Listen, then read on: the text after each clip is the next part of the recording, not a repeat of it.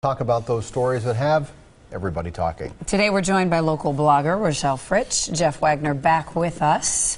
First topic, a Florida lawyer has filed a case claiming red light cameras are unconstitutional. Many argue those cameras are just another way for local governments to raise revenue. In Florida, from 2011 to 2013, revenues from red light cameras more than tripled to almost $119 million. So are these cameras unconstitutional? I can tell you in Florida, because my brother lives there, everybody runs the red. They have these in Chicago, which is illegal. And they zapped me a couple times. Well, to answer the overall question, I think this lawsuit borders on being frivolous. No, I don't think it is unconstitutional. I mean, you have the right to challenge the thing in court, and if you can prove that there's some mistake, then you can get the ticket thrown out. But the reality is, these things, I think, serve a very valid purpose because they're catching people that are doing things they shouldn't do, which is running lights. Now, Steve, you talked about Chicago. The thing they did in Chicago with the red light cameras is they also monkeyed around with the time of the yellow. That's supposed to be like 4 seconds. They cut it down to 3.5, and they caught all these people who were going through. That's a whole different story. But are they unconstitutional? I don't think so. Well, yeah, and I mean, to me, the simplest answer is just stop at the red light. And this isn't even up for discussion. The thing that makes it a little weird for me is how they process these tickets in the first place, that they are going out of state to a company that specializes in doing this. So I wonder what kind of training people have that are actually reviewing these pictures and then sending them off. To me, that's a little shady, but bottom line is stop at the red light. That's all you got to do. Critics say that these are nothing more than fundraising mechanisms for municipalities. You hire this outside company that comes in, they spend their money putting these cameras up, and they promise the city, we're going to give you X percent of what we make, and they take whatever's left over on the top. So that is the agreement that's made. Because I was going to say, if you it's like fundraising. Yeah, it's exactly what the city is hiring the fundraiser. But they're still catching people who are going through red lights. I mean, that's the important thing. And if you don't want to give to that fundraising cause, then stop at the red light. Right. Yeah, I just think there's no question in my mind they promote public safety. Now, I understand there are some issues with, is it really the right person? And Steve, if you've gotten tickets like this, maybe you can testify to it. But most of the ones I've seen it's very, very clear. They catch the license plate. In many cases, you can actually see who's behind the wheel of the car. So it's very difficult to argue that it wasn't you. One was a yellow I got stuck in that turned red, and the other was a right turn on red that I probably could have fought and win, but you know, that would have meant going down the Chicago. But there was no question it was you in your car, right? I mean, it wasn't the wrong person. Whether you did it or not, they at least had you, right? It was you. Yes, they did, Jeff. Okay. He's learned his Prosecution lesson. rests. Coming up next, we reveal the viewer's choice topic of the day. And Jesse Ricca is back with another look at your forecast. Today.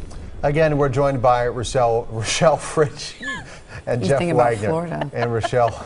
Hey. Rochelle's foil is Jeff Wagner for 620 WTMJ. The viewer's choice topic today: Republicans have taken control of the U.S. Senate. They're already looking at priorities for the next 2 years. The question now: what will President Obama be able to do with the last 2 years of his term? Isn't it all of them? I mean, if it was solely him, it would just be him scribbling out a bunch of executive orders. So to me, since that shouldn't happen, I wonder if the question more rightly be, what are they going to do?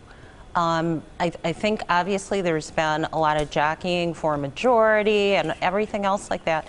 But the bottom line is, if nothing gets done, it reflects badly on both parties. Well, if I were advising the Republican majority in the Senate, and there's probably at the end of the day going to be 54, I think that's how many seats they'll have, I would say start with small things. You know, I think it would be a mistake to say we're going to try to repeal Obamacare, because the truth of the matter is you don't have enough votes to override a presidential veto.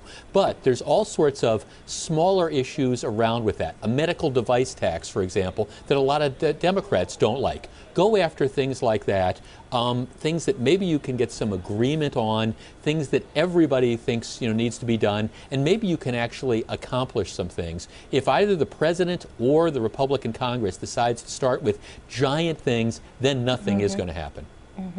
Hey, I have a question. Do you think it'll make any difference? Because I saw this stat someplace that there are 3 times as many women right now in the House as there were 25 years ago. I think it's for the first time we have more than 100 women in the U.S. House. Does that make a difference? I like to think it does. Just for the fact that are women more disposed to finding common ground and maybe compromising? Just a thought. Why did Sarah Palin just come to mind? Oh, stop it. Really? I refuse to go down this route. You are not going to draw me this. I'm not going down that route. Steve had been trying to draw me into a Walker run for president route. You know, I want to reflect that conversation for a second here. There's a 2016 election coming up. The Republicans realize they need to do something. They can't just be anti-Obama for the next 2 years. Right. They got to get some work So done. I think that they're going to, you know, tailor it to that. Yeah, again, but I show that think they're doing things, that they're pushing things through, that things are happening as promised. Right, and small steps. Like I say, I mean, there are, don't try to appeal Obamacare, but, I mean, medical device tax, that's the one that comes to mind. Democrats don't like that. Republicans don't like it. You know, you probably get, in the Senate, you'd get veto-proof majorities. So do stuff like that and show that you're accomplishing something. Time for our lightning round. A father of 8 says he's all about empowering kids to be resilient, self-reliant individuals. As a guerrilla parent, that means not helping kids with homework, don't get involved in friendship squabbles, and not paying for their college. I wish I would have thought to blog about this sooner, because to me that's just common sense. I don't think, we didn't have a name for it. I just called it what my mom and dad did. For homework, if I needed homework, that's when I'd go. Of course you help your kid with homework. Paying for college, that wasn't even a discussion. We knew we were going, and we knew we were going to pay for it, however we could. So, like I said, as a blogger, I wish I would have thought about writing this and presenting it with a fancy name and saying it was a novel concept. Well, I guess, I don't get it, though. I mean, okay, I understand that you don't want to be the helicopter parent, you know, who shows up at the job interview with your kid.